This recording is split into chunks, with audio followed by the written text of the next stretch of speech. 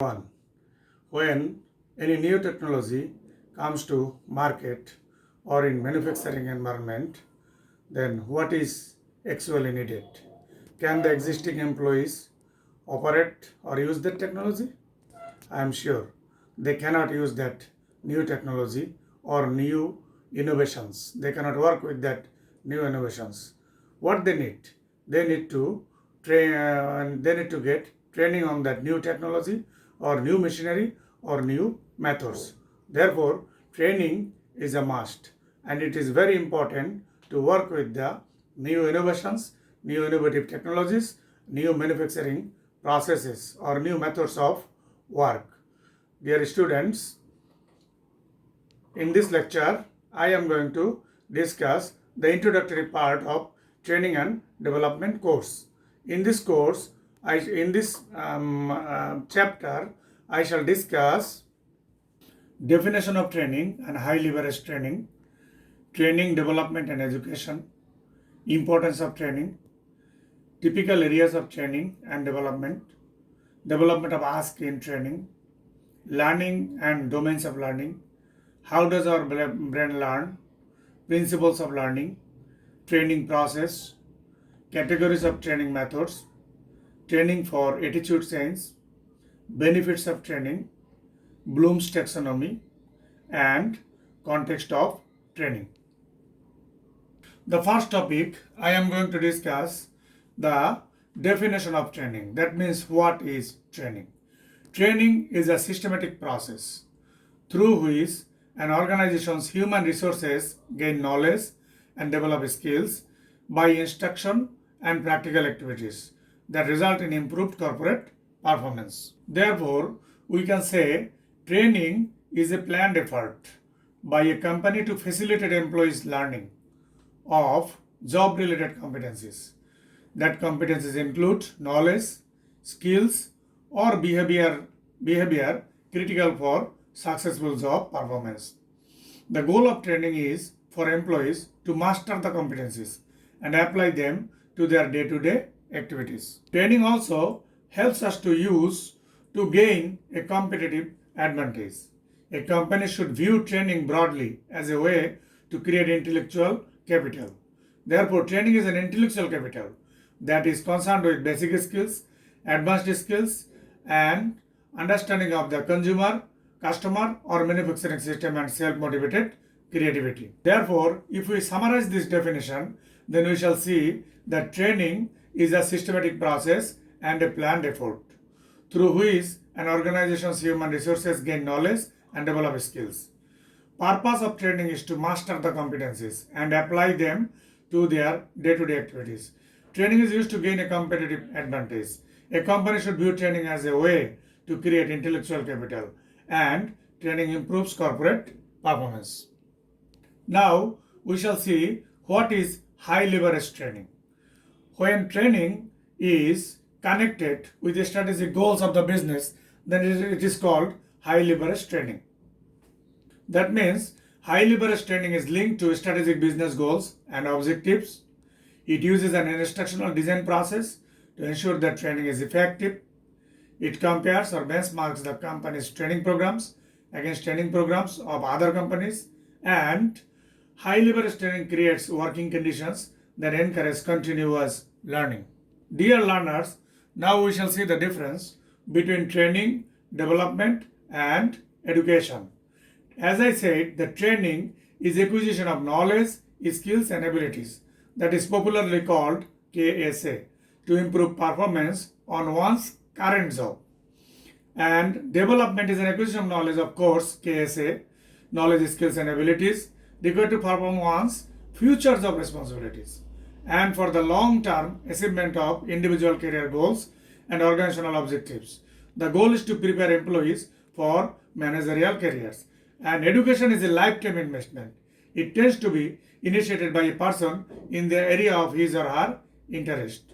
So these are the differences between training, development, and education. Now we shall see the importance of training. Training can help us in maintaining high quality products and services. It achieves high service standards.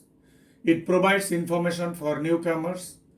It refreshes memory of old employees. It achieves learning about new things, technology, products, services, delivery. It reduces mistakes, minimizing costs. A opportunity for staff to feedback, suggest improvements, and training improves communication and relationships, better teamwork. Hmm.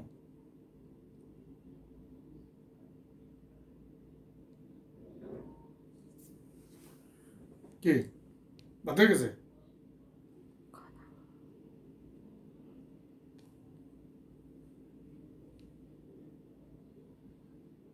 Now we shall see the typical areas of training and development, such as communication skills, computer skills, customer service, diversity, ethics, human relations, quality initiatives, safety, and sexual harassment. Dear learners, now we shall discuss what is learning. Learning is a systematic approach by which permanent change is made in the behavior of the learners through experience. Dear students, now we shall learn three domains of learning, such as cognitive domain, that is knowing, mental skills, knowledge or thinking part, psychomotor domain, that is doing segment, manual or physical skills, skills equal to do, and affective domain, that is feeling segment or heart, growth in feelings or emotional areas, that means it was attitude equal to feel. Learning is an evolutionary skill. Dear learners, now we shall learn how our brain learns. Our brain learns by forming connections, participating, experimenting, and from mistakes. This picture shows how to form the connections. So by forming, our brain learns. Brain also learns by participating with others. Our brain learns through experimenting. That means through experiment, our brain also learns. Learners, now we shall see 5 principles of learning. Through ask, employees learns. That means abilities, skills and knowledge, employees learns. However, learning might be more effective if 5 principles are followed, such as participation. Involving trainees learn by doing, repetition, repeat ideas and concepts to help people learn, relevance, learn better when material is meaningful and related, transference, to real world using simulations and feedback, ask for it and adjust training methods to audience. These are the 5 principles of learning.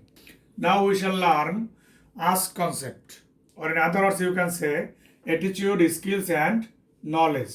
If we follow the gap concept, training is simply a means to use activities to fill up the gaps of performance between the actual results and the expected results. Learning falls into one of the 3 categories. These categories are often referred to as KSA, that means attitude, skills and knowledge.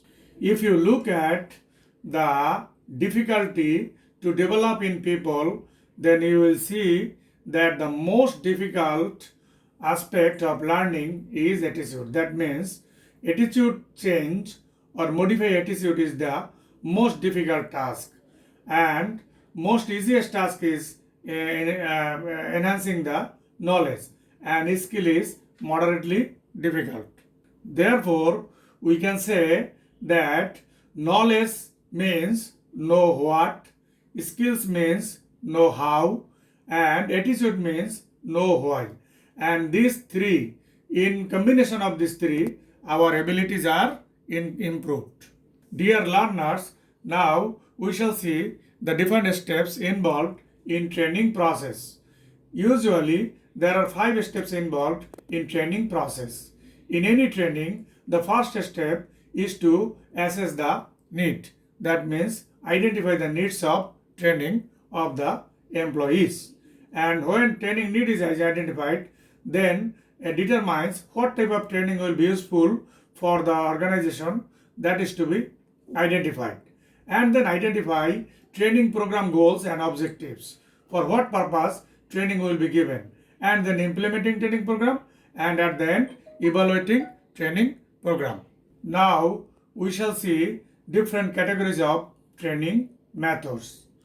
As a whole, training there are three training methods such as presentation methods, hands-on methods, and group building methods. Presentation methods means trainees receive information provided by others. For example, through lectures, workbooks, CD-ROMs, DVDs, podcasts, websites. And this conveys facts or compares the alternatives. In hands-on methods, trainees are actively involved in trying out skills. It is also called on-the-job training, simulations, or role plays or computer games. Teaching specific skills show how skills are related to job or how to handle interpersonal issues. And the third category of training is group building methods. Trainees share ideas and experiences, build group identities, learn about interpersonal relationships and the group. This is done through group discussions, experimental programs, and team training. In this case, establishing teams or work groups, managing performance of teams or work groups are the application of these group building methods. So, training methods can be classified in three types: presentation methods, hands-on methods, and group building methods. Presentation method is just presentation, lecture, or other similar methods. Hands-on method is to improve the skills, that is learning by doing on the job training. And group building methods are concerned with the group skill development which can help the employees improving the skills working in group. Now, how can we understand that training has become successful? Training has become successful if we can evaluate the following points, and if we find those points are positive, then we can say the training was successful. Such as trainee satisfaction. After training, if we see trainees are satisfied, then we can immediately say that training was successful. Return on investment. After giving training, if the return on investment becomes higher or increases, then we can say training was successful. Performance improvement. Similarly, if new skills, knowledge, and attitudes are acquired by the trainees, and if transfer of training is happened, then we can say that the training program was successful. We mentioned in one slide that the training also can change the attitude. Here we shall see how training can change the attitude of the trainees. Training designed to change employee attitudes about diversity and or develop skills needed to work in a diverse workforce or in a cross-cultural environment. These programs generally emphasize either attitude awareness and change or behavioral change. Attitude awareness program or behavioral change program, we can change the understanding of the trainees so that their attitudes are changed after training. Instructional System Design Model, ISD. ISD model shows that training has got three parts. First part is need analysis. That means three types of needs are analyzed: organizational need, task related needs, and person related needs. Then the second part is training design and delivery. In this part, training objectives are set, training contexts are identified, training methods are determined, and learning principles are identified.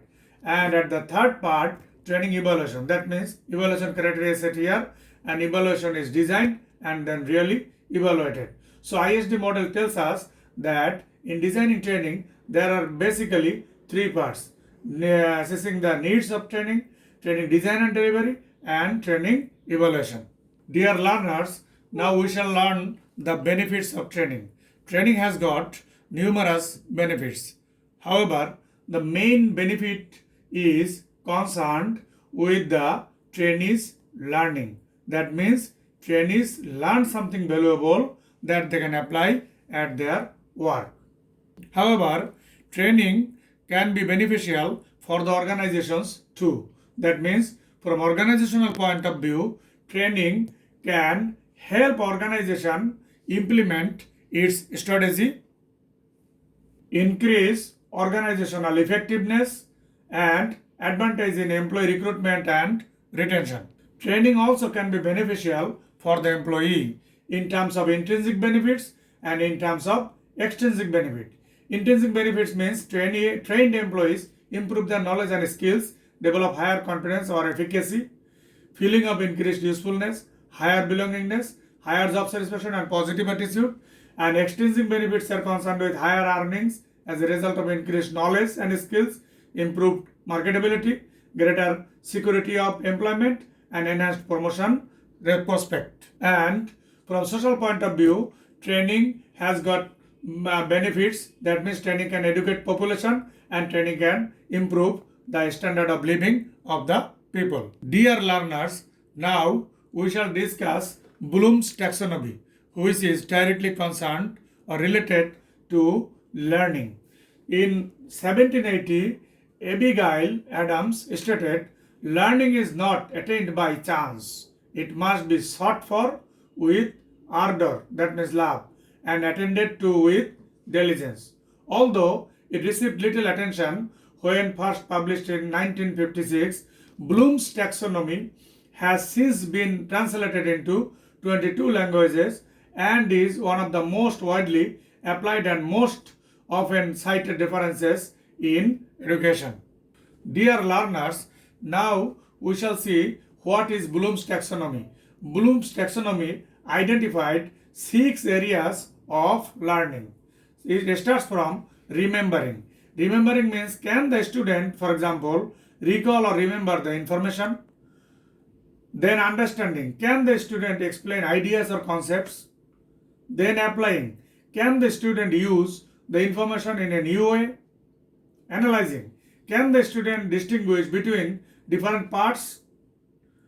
Evaluating. Can the student identify a standard or a stand or decision? And creating. That means can the student create new product or new point of view? So in Bloom's taxonomy, it is shown that it starts from remembering and ends with the creating. That means in our teaching learning process or training process, we must ensure that our students or our learners can remember from the training, can understand from the training, can apply what they learn, can analyze based on the learning, can evaluate based on the learning, and also can create something new based on teaching learning process of training programs. Now we shall discuss the context of training and development. Now training and development is important in different contexts such as environmental context and organizational context. That means for making the training effective, organizational support must be favorable and also environment must be favorable. Otherwise, training may not be effective. Organizational context is concerned with a strategy, that means a strategic HRM, a structure of the organization, human resources system, and strategic human resource links. And environmental context is concerned with PESTEL, that means political, economic, social, technological, environmental, and legal environment. So if we would like to make our training program effective, then we shall have to ensure that the environment of training and the organizational context is favorable so that learners can learn something valuable and that can be used later on at their work, and that will be able to improve their performance and the organizational performance as well. Dear learners and viewers, we have arrived at the last stage of our today's discussion, and today we discussed the introductory part of training and development course. That means the introduction chapter of training and development course. In this chapter, we learned what is training and what is high leverage training. We also learned the importance of training. We learned what is KSA or ask concept of training. We also learned different categories of training and what is learning, domains of learning, and also we learned 5 principles of learning. We learned the process of training, that means the steps involved in training process. We learned how to change the attitude through training, and also we learned Bloom's taxonomy, context of training, and we also learned benefits of training. Dear learners, I hope that this lecture will be useful for you to understand the introductory part of training and development course. Thank you.